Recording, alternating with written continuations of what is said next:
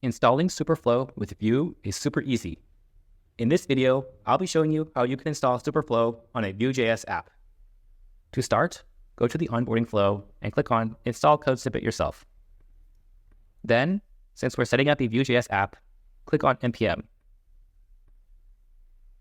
After that, you'll be asked to enter the website URL where you're going to be deploying your Vue app, and be sure to additionally add a staging URL for your local host.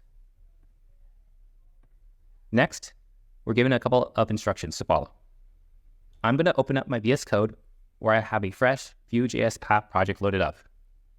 Now, I'm going to copy the first code snippet, which is used to install the Superflow package. I'm going to go to my terminal and paste that code snippet in, which will install Superflow on my Vue project. Next, I'm going to copy the second code snippet, which is used to import Superflow to the root level of my app. Back in my VS Code, I'm going to go to main.js under the source folder.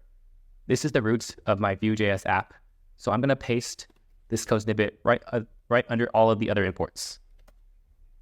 Lastly, I'm going to copy the third code snippet, which is used to initialize Superflow.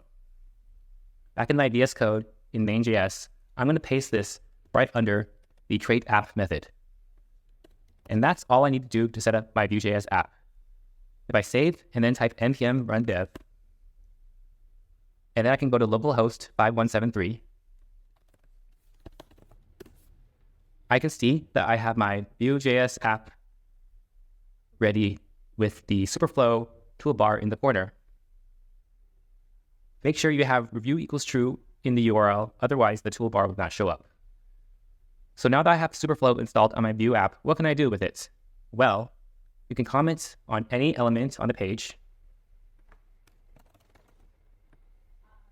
or you can highlight any text and comment that way.